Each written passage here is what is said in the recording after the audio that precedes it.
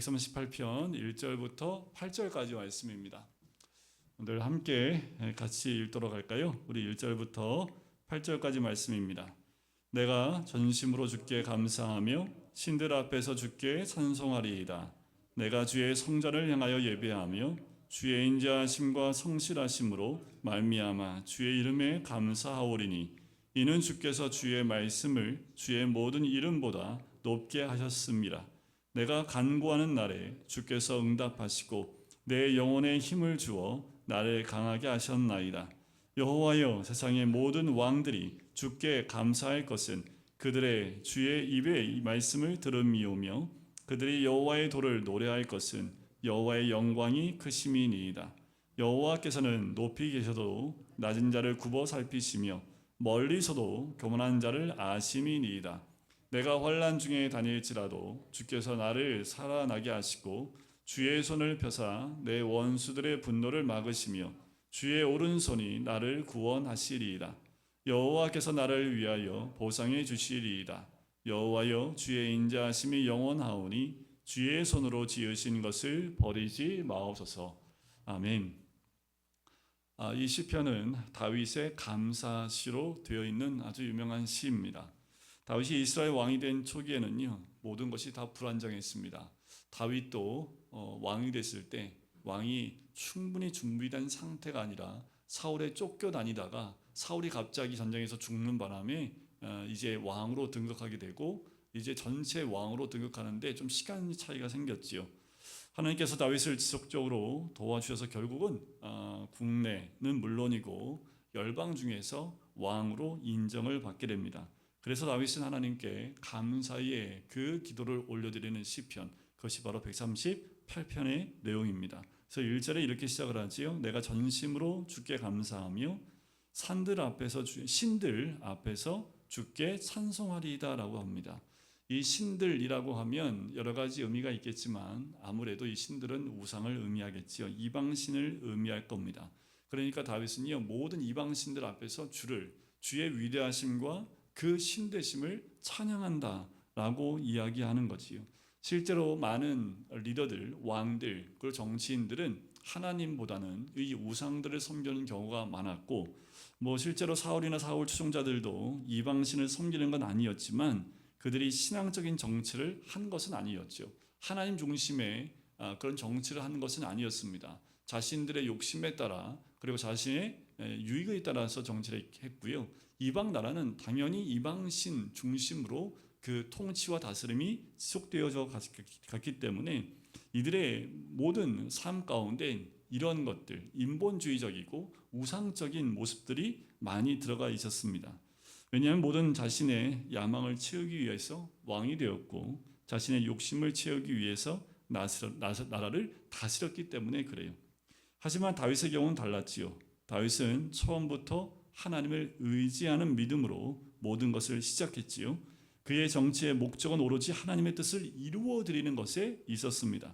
다윗은 모든 것을 하나님께 물어보고 결정한 것으로 아주 유명합니다. 시편의 사무엘, 하와, 열왕기상 이 부분에 보면 다윗이 왕이 되고 난 다음에 모든 전쟁에 나갈 때 반드시 하나님께 여쭤보고 나가는 모습을 보게 돼요. 그래서 다른 왕들이나 장군들은 다윗을 고운으로 보지 않았습니다. 다윗을 따돌리거나 방해했지요. 그리고 그의 나라가 번창하지 못하도록 막았습니다. 근데 놀라운 것은 다윗은 다른 왕이나 다른 사람의 도움을 받지 않고도 그의 힘이 계속 번창하고 또 권세와 그 힘이 자꾸 확장되어져 가는 것을 보게 됩니다. 결국은 그 주변의 어떤 나라보다 강한 나라가 되게 되었지요. 유대인들이 가장 바라는 왕국은 다윗이 세운 그 강력한 왕국입니다. 그때 비로소 다른 나라 사람들은 그 나라들은 다윗을 인정하지 않을 수 없게 됐지요. 그래서 다윗은 모든 신들 앞에서 하나님을 찬송하게 된 것입니다. 다윗은 하나님께 전심으로 감사를 드려요. 왜 그럴까요? 다윗은 그냥 목동이었습니다. 그런데 어느 날 사무엘이 와서 다윗에게 기름을 붓지요. 그러면서 그의 인생이 달라지기 시작을 합니다. 성령의 임재를 통해서 전쟁에서 싸움에서 이기도 하고 그리고 그것 때문에 기름 부음 받은 것 때문에 사울에게 쫓겨나가면서 어디까지 갑니까? 블레셋 땅 가운데 가서 그 몸을 피하기도 합니다. 이방 땅으로 피하기도 해요. 이런 사람이었는데 하나님께서 이를 다시 하나님의 왕으로 세우셨기 때문에 다윗은 감사할 수밖에 없는 거지요. 왕으로서 또 하나님이 세우신 리더로서 그 자리에 있을 수 없는 사람인 것을 다윗은 다 알아요. 다윗의 모든 힘은 100%다 하나님께로부터 온 것을 다윗은 믿음으로 고백하는 거지요.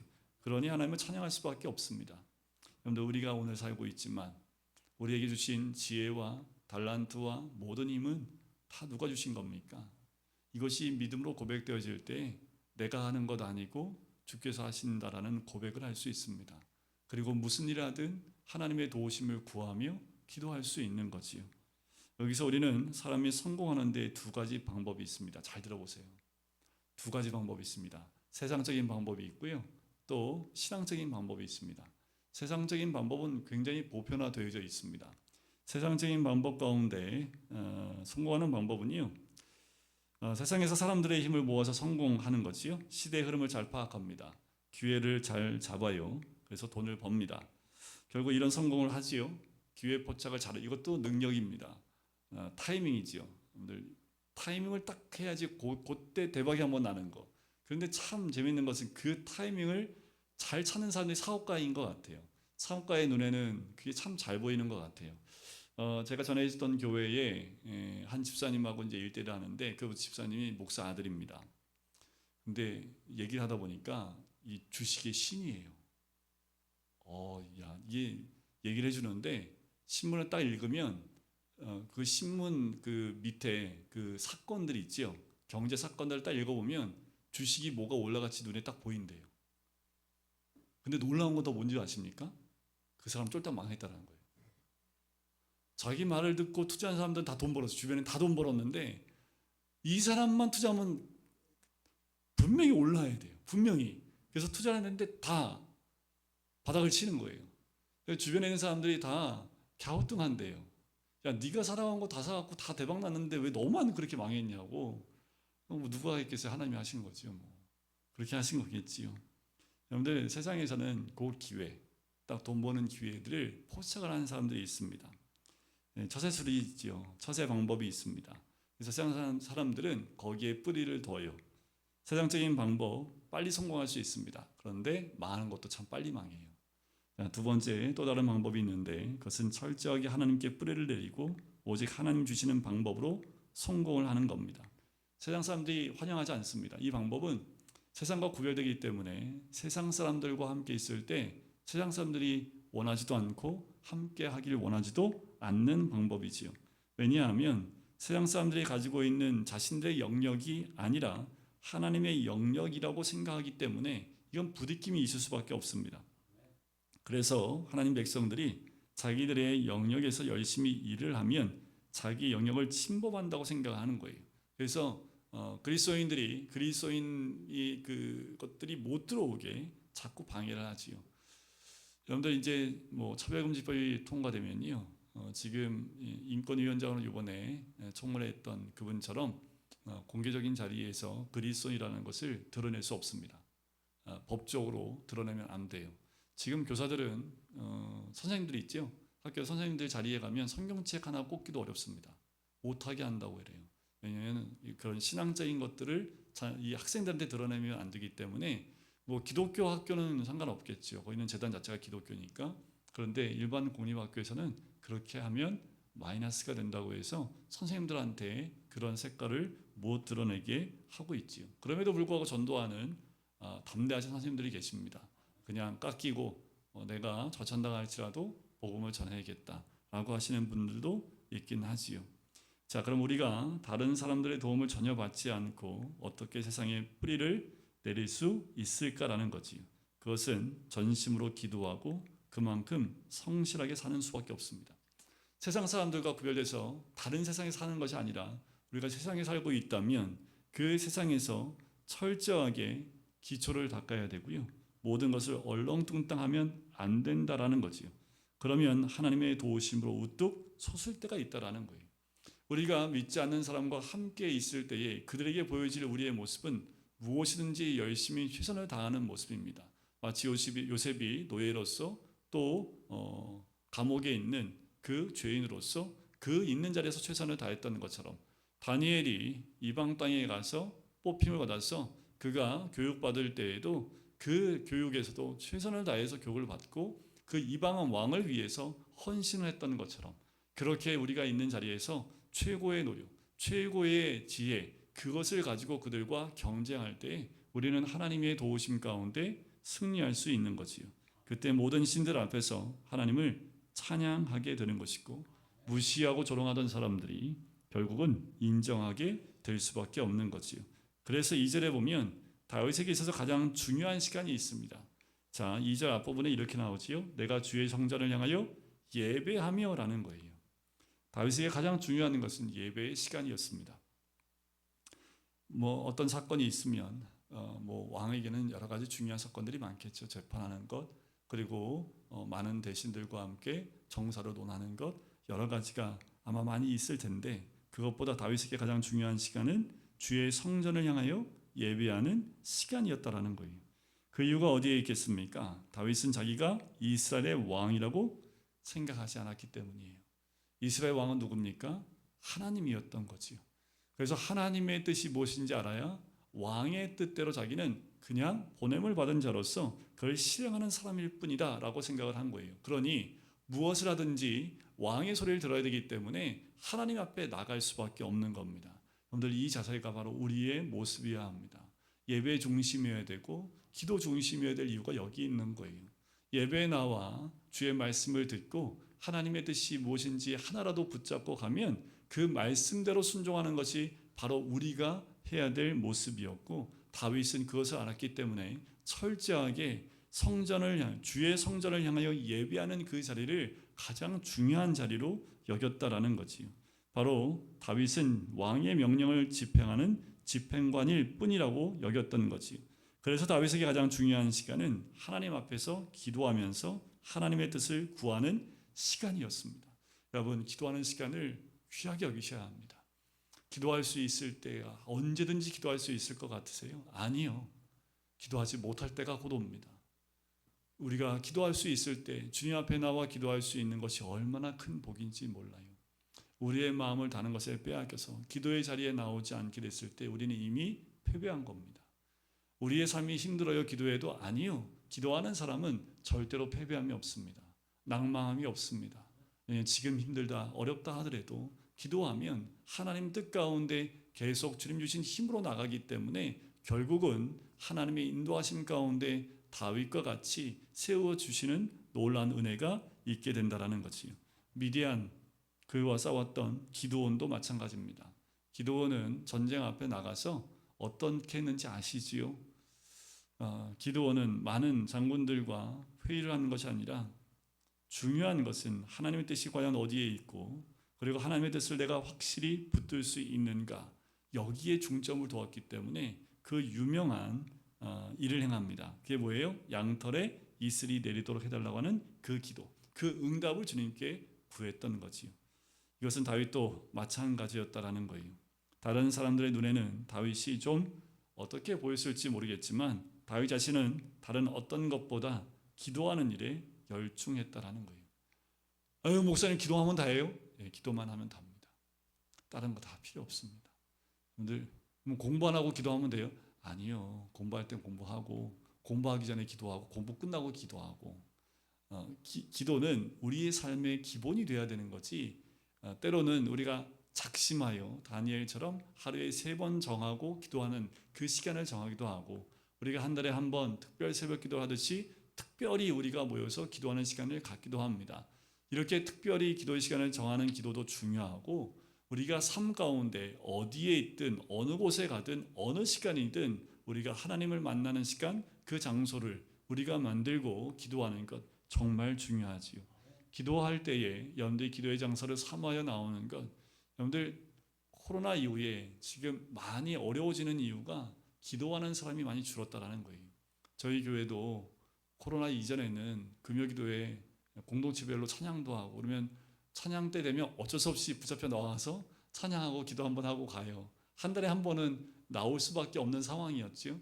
근데 코로나가 지나면서 이제 이런 것들이 이제 무야무야 없어지면서 점점 이제 금요 기도의 시간에 이 시간에 뭐 할까요? 기도 안 하면 뭐 하겠습니까? 집에서 누워 있거나 TV 보거나 세상에서 친구들 만나거나 또 모르지요. 그분 어떤 분들 가운데 기도원에 가신 분도 있을 수도 있겠지요.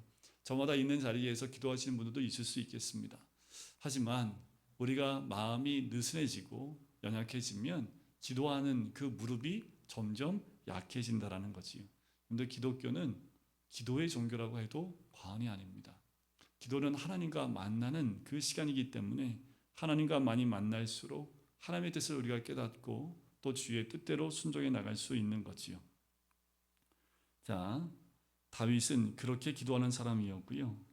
다윗이 하는 전쟁은 사람의 머리로 생각하면 이길 수 없는 전쟁들이 수없이 많았습니다. 그래서 기도하는 가운데 하나님 주신 그 확신을 가지고 전쟁에 임하지요. 그래서 다윗의 전쟁을 다 보면 하나님이 시키는 대로 다 순종하여 승리하는 모습을 보게 됩니다. 그래서 그리스도인들은 무엇을 하든지 믿음으로 하는 것이 참 중요해요. 여기서 믿음이라는 것은 이 일을 하나님께서 기뻐하시면 반드시 함께 하실 것이라는 확신입니다. 그런데 하나님이 교회를 사랑하시는 줄 믿습니다. 하나님이 교회를 사랑하신다는 걸 믿으시지요? 교회를 여러분들이 사랑하셔야 됩니다. 하나님이 교회를 사랑하신다는 걸 믿음이 있으시면 여러분도 교회를 사랑하셔야 되는 거예요. 왜? 하나님이 교회를 사랑하시니까 우리는 당연히 교회를 사랑해야 되지요. 여러분들 이 말씀 가운데 하나님의 움직임이 어디 있는지를 보시고 순종해 가는 것, 그것이 바로 믿음이지요. 이 확신 가운데 나갈 때 믿음이 우리로 하여금 주님께 더 가까이 나가게 합니다. 또 2절에 보면 하나님의 인자하심과 성실하심을 인하여 감사드린다는 말이 나오지요. 자, 인자하심이란 우리의 부족함을 하나님께서 책임져 주신다는 뜻이고요. 성실하심은 우리를 향한 하나님의 뜻이 온전하게 이루어지기까지 하나님께서 쉬지 않고 부지런히 우리를 도우시는 것을 의미합니다. 뭐가 걱정이세요, 그런데? 그러니까 우리가 이 믿음이 없어서 그래요. 하나님의 인자하심과 성실에 대한 믿음이 없기 때문에 현재 나에게 닥친 고난에 우리가 너무 스트레스를 받아요. 소화불량 걸리고 걱정, 근심에 우리가 하나님의 인자하심과 성실하심 믿는다면 우리는 그냥 기도만 하면 됩니다. 기도하고 하나님이 함께 하실 것을 믿고 믿음으로 고백하기만 하면 되는 거지요. 오늘 본문에서는 하나님께서 주시는 여러 가지 은혜들 중에서 하나님께서 가장 중요하게 생각하는 것이 무엇인지 밝히고 있지요. 그게 뭐냐면 이는 주께서 주의 말씀을 주의 모든 이름 위에 높게 하셨음이니이다. 뭐예요? 그것이 바로 주의 말씀이지요. 자, 그러면 주의 모든 이름은 무엇이고 그 위에 높이신 주의 말씀은 무엇일까? 바로 이 주의 모든 이름이란 하나님께서 우리들에게 주시는 여러 가지 축복들을 말합니다. 여호와 이레, 여호와 니시, 여호와 샤파, 여호와 이름이 굉장히 많지요. 그 이름마다 하나님이 우리에게 만나주시고 주신 축복들의 이름들입니다. 근데 다윗은요, 하나님의 모든 축복들과 그 체험들보다 가장 높은 것은 뭐라고요? 하나님 말씀이라는 겁니다. 하나님께서 우리들에게 말씀을 주시는 것이라고 얘기하고 있는 거예요. 그래서 하나님께서 우리에게 주시는 복 중에 최고의 복이 뭐라고요? 하나님 말씀을 깨닫게 하시고 그 말씀을 붙들고 살게 하시는 것에 있다라고 다윗이 이야기하고 있는 거예요. 하나님 말씀 한 구절을 깨닫고 그 말씀 속에 있는 하나님을 만나는 것, 그것이 더 중요한 축복이라고 생각을 한 거지요. 여러분들, 만약 우리가 병이 들었는데 병이 낫는 것보다 하나님 말씀을 깨닫는 것이 더 중요하고, 우리가 가난해서 돈이 필요한데 돈이 생기는 것보다 말씀에 순종하는 것이 더 중요하다고 하면 여러분들 믿으시겠습니까? 현실적으로 하면 또 이게 또 이래요. 또 그래요. 그러나 이것이 사실이지요. 하나님의 모든 축복의 그 진수가 하나님 말씀 속에 있습니다. 사람들은 이것을 모르기 때문에 돈을 찾고 명예를 찾는 거지요. 말씀 안에 길이 있고 또 말씀 안에 뿌리가 있습니다. 우리가 말씀을 모르기 때문에 삶에서 오는 고난의 깊이를 몰라요. 왜 이런 사건들이 오는지를 모른다라는 거지요. 하지만 나의 삶의 모든 사건들을 말씀으로 내가 묵상하고 해석할 능력만 있으면 사건이 나에게 고난으로 다가오지 않습니다. 그런데 우리가 말씀으로 우리 삶에 있는 고난들을 바라보고 있고 깨달을 수 있는, 우리 묵상할 수 있는 능력이 있기를 간절히 소원합니다. 3절에 보면 내가 간구하는 날에 주께서 응답하시고 내 영혼에 힘을 주어 나를 강하게 하셨나이다 라는 거지요. 자, 우리 참 궁금한 거 있는데, 기도에도 응답되지 않는 게 있고 누구는 기도하면 다 응답해 주는 것들이 있지요. 가장 대표적으로 기도했는데 응답되지 않는 경우는 우리가 세상의 정욕을 따라 구할 때 그건 응답되지 않는 게 하나님의 사랑이겠지요. 세상의 정욕의 길을 버리고 하나님의 말씀의 길로 들어서면 그때부터는 좀 상황이 달라집니다. 가나안에 들어가면요, 모든 기도가 응답됩니다. 왜요? 가나안은 하나님 말씀만 있는 곳이고 말씀의 지혜만 있는 곳이기 때문에 가나안에서 기도하면 100% 하나님 다 들어주십니다. 그런데 광야에서는요, 잘 안 들어주시지요. 왜냐하면 우리가 많이 헷갈려요. 내 욕심과 하나님 뜻이 헷갈려요. 좀 한 100가지 구하면 한 가지는 하나님의 뜻이야. 근데 그 한 가지가 들어주는 거지요. 근데 그건 별로 중요하지 않아. 내가 원하는 게 더 중요한데 이건 하나님이 안 들어주세요. 광야는요, 기도의 훈련이 되는 장소라고도 보시면 되겠습니다. 세상적인 욕망을 가지고 기도할 때 기도가 응답되지 않는 것이 하나님의 사랑이라고 했지요. 또한 하나님께서 우리의 기도에 응답하시지 않는 것은 분명히 아직 내가 모르고 있는 더 좋은 것을 주시려고 한다라는 거예요. 자, 기도를 해도 나의 병이 낫지 않고 아무리 기도해도 돈이 많이 벌리지 않을 때 우리는 방향을 바꿔야 돼요. 기도의 방향을 바꿔야 돼요. 그 방향은 하나님 말씀으로 돌아오는 겁니다. 이게 복입니다. 기도했는데 안 들어주시네 하고 버려버리고 마는 것이 아니라, 기도했는데도 안 되면 방향을 다시 한번 바꿔보는 거예요. 하나님 말씀에서 내가 이 말씀 안에서 한 기도가 아니지 않을까 하고 말씀으로 다시 돌아오는 거지요. 하나님께서 나에게 더 좋은 것을 주시려고 하시기 때문이라는 걸 우리가 깨닫고 말씀으로 돌아와 기도하면 하나님의 인도하심이 있는 거지요. 하나님께서 어떻게 하셨습니까? 내 영혼에 힘을 주어 나를 강하게 하셨나이다 라는 거지요.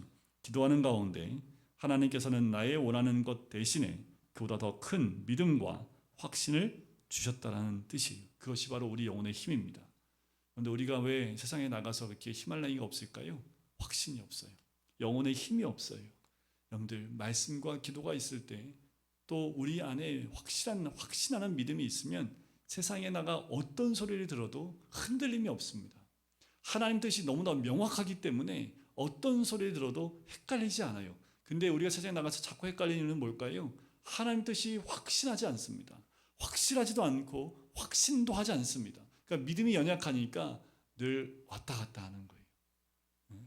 의심하는 자가 왔다 갔다 하는 것처럼, 바다에 반은 치는 파도처럼 그렇게 왔다 갔다 하는 거예요.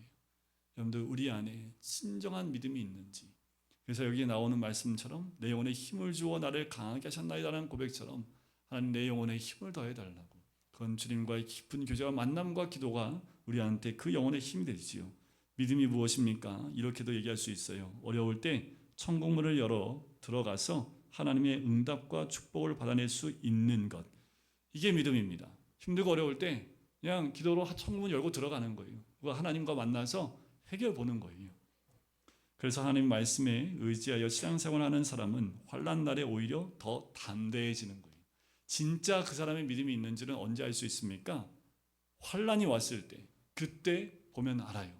큰 환난 가운데 담대하다면 그분의 평소의 신앙 가운데 늘 믿음과 기도 생활이 어땠는지를 점검해 볼 수 있는 사건이 되겠지요. 왜요? 왜냐하면 천국문을 열 자신이 있기 때문에 그래요. 이것은 한 번 기도하는 것이 아니라 기도의 삶이 되신 분들은 늘 기도하는 가운데 천국문을 열고 하나님 나라에 또 하나님 앞에 나갈 수 있는 거지요. 결국 세상의 열왕들이 성도들을 통한 하나님의 뜻을 인정하게 되는 거지요. 그것이 4절과 5절입니다. 열왕들은 인정할 수밖에 없어요. 처음에 다윗도 무시하고 없인 여겼지만 다윗을 통해서 이루어지는 사건과 다윗이 더 강하게 되어지고 또 그의 행하는 모든 것 가운데 하나님이 함께 하시는 것을 보니 이 여왕들이 어떻게 해요? 다윗을 통해서 하나님을 만나는 겁니다. 세상은 우리를 통해서 하나님을 만나는 거예요. 내 주변의 친구들은 나를 통해서 하나님을 볼 수 있는 겁니다. 여러분들, 이러시면 안 돼요.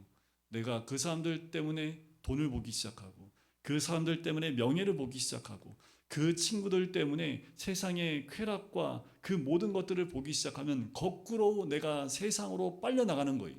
오히려 나로 인해서 내 친구들이 세상에서 하나님을 발견하고 주님 앞에 나올 수 있는 그 다윗과 같은 사람이 되는 겁니다. 그래야 왕들이 주께 감사할 것, 그리고 그들이 여호와의 도를 노래할 것은 여호와의 영광이 크심이니이다. 그 영광을 보게 되는 거예요. 다윗을 통해서 하나님의 영광을 보니 주변에 있는 그 열왕들이 다윗을 통해서 하나님의 영광을 보니 그 영광의 주님께 영광을 올려드릴 수밖에 없다라는 겁니다. 6절을 보세요. 여호와께서는 높이 계셔도 낮은 자를 굽어 살피시며 멀리서도 교만한 자를 아심이니이다라는 거예요. 하나님이 높이 계시잖아요. 그런데 안 보는 게 없으시다라는 거예요. 무소부지하시고 전지전능하다는 얘기가 그겁니다. 세상에 모르는 것 하나 없으시고 다 보고 계신 거예요. 여러분들 문 닫고 방 안에 혼자 있을 때 그때에도 하나님이 하고 보고 있는 거하고 똑같아요. 하나님 모르시는 거 없으십니다. 사람은 자기가 직접 만든 거에 대해서 속속들이 다 알지요. 이런 얘기가 있습니다. 미국의 한 길에서 광야 같은, 이렇게 미국에는 광야 같은 길이 그 도로가 꽤 많아요. 근데 이 차가 멈춰버린 거예요. 그래서 정비공을 불렀습니다. 그래서 보네트를 딱 열고, 일단 뭐 남자들은 일단 차 쓰면 보네트부터 열잖아요. 그리고 이것저것 모르면서도 막 만져보지요. 그래서 이제 정비공이 불렀는데 정비공도 아무리 봐도 이게 뭐가 원인인지 모르는 게 있는 거예요. 근데 가다가 차 한 대가 딱 쓰더니 할아버지가 한 명 내리더니 내가 잠깐 봐도 되겠어? 그러니까 정비사가 나도 정비사인데 내가 잘 모르는데 이 할아버지가 뭘 한다고 한번 보시죠. 이제 할아버지가 뚝 보더니 뭘 하나 뚝 건너니까 시동이 딱 걸리는 거예요. 그래서 정비사가 어떻게 하셨냐고 했더니 이분이 이름이 포드였어요. 자동차를 직접 설계하고 만든 분이니까 딱 보면 알지요. 그 모든 게 자기가 설계한 거니까 딱 봐서 뭐가 어떻게 된 건지 눈에 보이니까 뭐 하나 딱 건드니까 바로 시동이 걸린 거예요. 그래서 가서 이런 거 좀 고치면 됩니다. 마찬가지입니다. 하나님이 세상을 창조하셨지요. 우리 인간을 만드셨기 때문에 하나님이 모르시는 게 없어요. 딱 보면 알아요. 뭐까지 알까요? 마음의 생각까지 다 아세요. 우리가 믿음에 있는지 아니면 믿음에서 멀어졌는지 다 아신다라는 거예요. 이 세상 모든 것이 하나님 마음속에 다 들어있고요. 모든 사람의 마음이 하나님 마음속에 다 들어있습니다. 하나님은 믿음 가운데 있다가 세상으로 나가버리면 그것만큼 하나님이 슬퍼하고 화를 내세요. 하지만 세상 가운데 있던 그 악한 마음이 믿음 가운데 들어와 하나님 말씀에 순종하고 회개하고 돌이키면 그 어떤 것보다 기뻐하시는 분이 우리 하나님이신 줄 믿습니다. 그러니까 하나님이 모르시는 것 없고요. 내가 아무리 은밀한 곳에서 기도를 할지라도 하나님은 다 듣고 계시며 내 마음과 생각을 알고 계십니다. 그러니까 하나님 들으실까 안 들으실까 이런 거 의심하지 마세요. 근데 무릎 꿇고 기도하기 시작하면 또 우리가 입으로 소리를 낼 수도 없을 때 속으로 기도할 때도 때로는 소리를 내서 울부짖으며 기도할 때 어떤 기도를 해도 하나님이 다 들어 응답해 주시고 함께 하시는 줄 믿습니다. 그래서 가장 중요한 복이 우리의 마음이 하나님이 기뻐하시는 마음이 되는 것입니다. 그런데 우리 모든 마음이 주님이 기뻐하시는 마음이 되시기를 주의 이름으로 간절히 축원드립니다. 자, 7절에 보면 7절 한번 같이 읽어볼까요? 7절입니다. 시작. 내가 환난 중에 다닐지라도 주께서 나를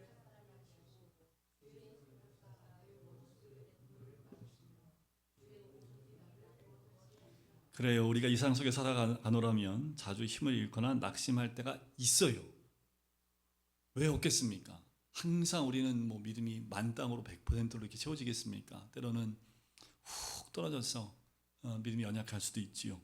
그때 하나님이 우리 곁에 계시는 거예요. 우리가 그럴 때일수록 하나님을 의지하고 나가면 하나님 우리를 붙들어 주시고 새 힘을 주시는 줄 믿습니다. 우리가 약해지면 영락없이 원수들이 덤벼듭니다.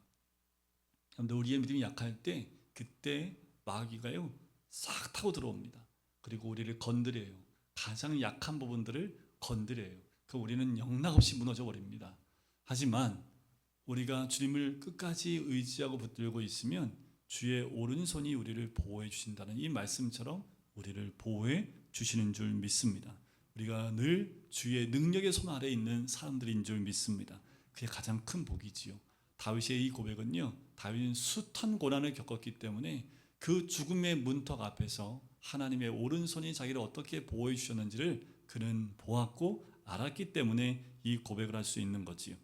자, 결국 하나님께서는 어떻게 하십니까? 8절에 보니까 여호와께서 나를 위하여 보상해 주시리이다. 여호와여 주의 인자하심이 영원하오니 주의 손으로 지으신 것을 버리지 마옵소서. 하나님께서는 우리와 관계되는 것을 완전하게 하십니다. 그러니까 처음에는 모든 일이 어렵고 뜻대로 되지 않는 것 같아서 고통스러워하지만 결국 모든 것을 합력하여 선을 이루시는 하나님인 줄 믿습니다. 그래서 매여 있는 것은 풀어주시고요, 남아있는 죄악의 찌꺼기는 청소해 주시고 해결되지 않았던 어려움들은 다 해결하십니다. 다윗은 하나님께 기도하기를 하나님이 만드신 것을 버리지 말아달라고 합니다. 이것은 개인에게나 교회에게나 다 적용이 돼요. 우리 개인은 하나님이 빚으시는 그릇입니다. 우리 교회는 하나님의 집입니다. 하나님이 빚으신 그릇은 가장 멋지고 귀한 것으로 만드실 겁니다. 여러분들, 주님 만드신 그릇을 막 사용하지 마세요. 담지 말아야 될 것들 담지 마세요. 그 그릇이 깨끗하게 준비되어져 있을 때 하나님이 채워주시고 또 사용해 주시는 줄 믿습니다. 주의 교회를 든든한 반석 위에 지으셔서 바람이나 창수가 나더라도 결코 무너지지 않게 하신다라는 거지요.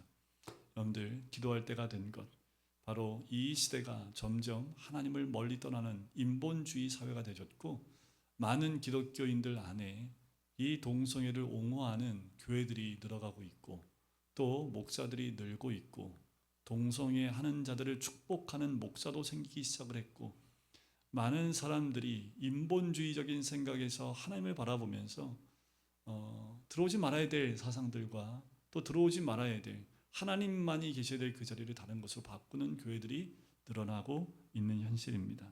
하나님의 집, 또 하나님의 그릇을 정결하고 깨끗하게 준비했을 때 우리 마지막 때에 주님께 쓰임받도록 준비되어지는 사람이 되어지길 간절히 소원합니다. 다윗처럼 여러분들 매번 죄 안 짓고 살 수 있습니까? 다윗도 죄졌는데, 하지만 그 죄에 머무는 것이 아니라 회개하고 돌이키고 다시 주의 손에 붙잡힌 바 되어질 때 우리는 있는 그 자리에서, 때로는 여러분들 또 주님께 붙잡혀서 크게 쓰임 받을 수도 있지요. 여러분들 있는 일자리에서, 자리에서.